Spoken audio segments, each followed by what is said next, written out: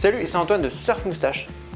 Ouais, alors aujourd'hui, on va parler de la nouvelle board de Rob Machado avec Firewire. Donc on va parler de la Glazer. Ouais, cette petite dernière. Elle n'est même pas déjà sortie qu'on en parle déjà. Mais avant de commencer, n'oublie pas de t'abonner à la chaîne YouTube en cliquant sur s'abonner ici et la petite cloche bien sûr pour recevoir les notifications. Comme ça, tu sauras lorsqu'une prochaine vidéo est publiée et tu feras partie de la communauté Surf Moustache. Et ça, c'est super cool. Ouais, youhou. Donc la Glazer est le dernier modèle de Firewire et de Rob Machado, un hybride, un thruster cette fois-ci et pas un twin. Donc cette planche est clairement faite pour les vagues de tous les jours, pour t'apporter de la vitesse et de la performance, un peu plus de performance que les modèles comme la Seaside et la GoFish. Voilà, cette planche, clairement, quand je regarde la board, j'ai l'impression de voir un petit skateboard. Et si on parle du nom maintenant, donc la Glazer, ça vient de la passion de Rob Machado pour les donuts, ouais, les glazed donuts, donc les donuts au sucre, attention, important. Et un de ses potes qui s'appelle Todd Glazer, qui est un photographe de surf. Voilà pour la petite histoire. Alors du coup, cette board, elle... Attends, juste un instant. Ah, attends. Ouais, salut Rob, ça va? Ouais, non, tranquille, écoute. Quoi? Tu vas arrêter le surf et ouvrir une boulangerie? Et tu veux vendre des donuts? T'es sérieux ou quoi? Mais mec, c'est pas parce que je suis français que je sais faire des croissants et des donuts? Bah non. Mais je peux pas là, et en plus, je peux pas, je viens juste de lancer Surf Moustache, je vais pas tout arrêter pour aller faire des donuts avec toi. Bah ouais. Non mais... Bon attends, tu sais quoi, je suis au milieu de quelque chose là, donc je finis ce que j'ai à faire et je te rappelle après. Ça marche? Ok, ouais. Eh, la bise à la famille, hein. Et mange pas trop de donuts, hein. Attention. Allez, bis, ciao. Du coup, on en était nous. Donc la Glazer, le programme de cette planche, elle est faite pour les vagues de 50 cm à 2 mètres, vraiment pour les conditions de tous les jours. Donc pour les vagues d'été, ça sera même parfait. Pour les surfeurs intermédiaires aux surfeurs pro, voilà, surfeurs pro comme Rob.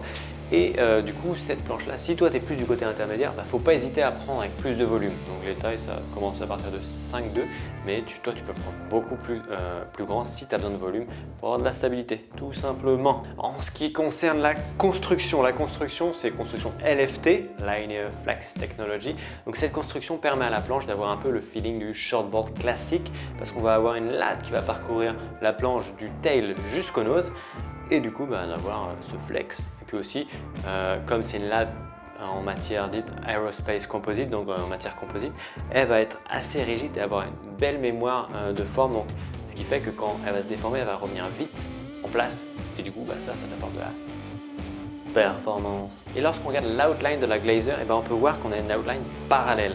Le but de cette outline, donc les rails parallèles, c'est de pouvoir justement conserver un maximum de volume sur cette petite planche et du coup générer de la vitesse parce qu'on aura plus de portance si on a plus de volume. Et ouais, du coup, petite planche, mais pas mal de volume. Et lorsqu'on regarde le nose de cette planche, on a un nose quand même assez large. Ouais, assez large parce que c'est une petite planche et on veut du volume à l'avant, facile pour rentrer dans une vague, donc pour la rame, facile aussi pour générer de la vitesse, donc lorsque les sections sont un peu plus plates. Voilà.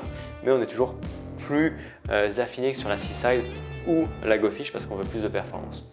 Et sur la ligne de rail, on a une ligne de rail assez droite, tout simplement parce qu'on a une petite borne et on veut un maximum de longueur de rail dans l'eau, ce qui te permettra d'avoir plus d'accroche, et lorsque tu dois pousser dans tes carves, tu as besoin d'avoir une certaine longueur de rail dans l'eau. Si tu n'en as pas assez, tu vas avoir tendance à déraper. Et du coup, là, on a une outline bien droite jusqu'au round tail qui, lui, rentre dans cette même logique d'accroche, voilà, pour pouvoir avoir un surf en cours et pouvoir appuyer.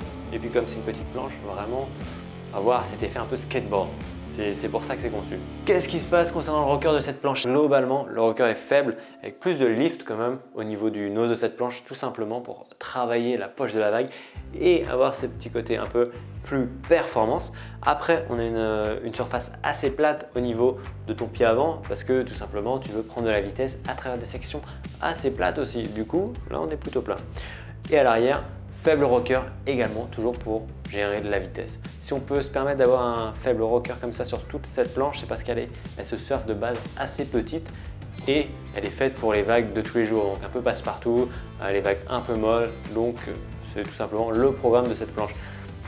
Maintenant concernant l'épaisseur, la majorité de l'épaisseur se trouve en fait au niveau de ton pied avant. Et après, lorsqu'on arrive sur les extrémités, sur le nose comme sur le tail, et ben ça s'affine. Ouais, parce qu'on veut plus de performance. D'ailleurs, sous le pied arrière, on va avoir un meilleur pivot. Donc si c'est un bateau le machin, un peu difficile. Maintenant, lorsqu'on regarde la carène de cette planche, et ben on peut voir qu'à partir du nose, ici du coup, va se creuser un simple concave creusé d'un rail à l'autre comme ça, qui te permet de concentrer vraiment l'eau entre tes rails et du coup de t'apporter ce lift, plutôt un simple concave assez profond qui va démarrer ici et se poursuivre ensuite dans un double concave, donc creuser des rails direction la latte, donc tu vas avoir deux creux comme ça dans la planche et eux t'apporteront une meilleure bascule parce qu'ils vont tout simplement diviser en deux ce flux d'eau qui vient du simple concave pour t'apporter une meilleure bascule d'un rail vers l'autre. Et ensuite on va voir se dessiner un espèce de petite channel en fait là qui commence au-dessus des dérives et au fur et à mesure où on arrive vers le tail, il s'intensifie. Le but de ce channel, c'est clairement là en arrivant à l'extrémité du tail de t'apporter ce petit extra boost, ouais c'est ça.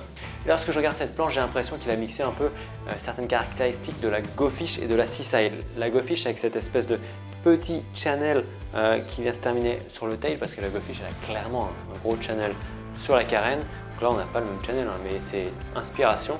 Et la Seaside avec ce simple puis double concave qu'on retrouve du coup sur la carène de la Seaside et qui t'apporte vitesse et performance.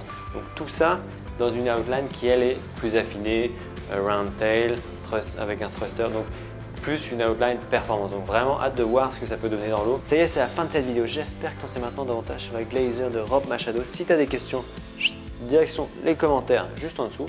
N'oublie pas de t'abonner à la chaîne YouTube Surf Moustache et puis nous on se donne rendez-vous pour une prochaine vidéo. C'est tout. Allez, bon surf. You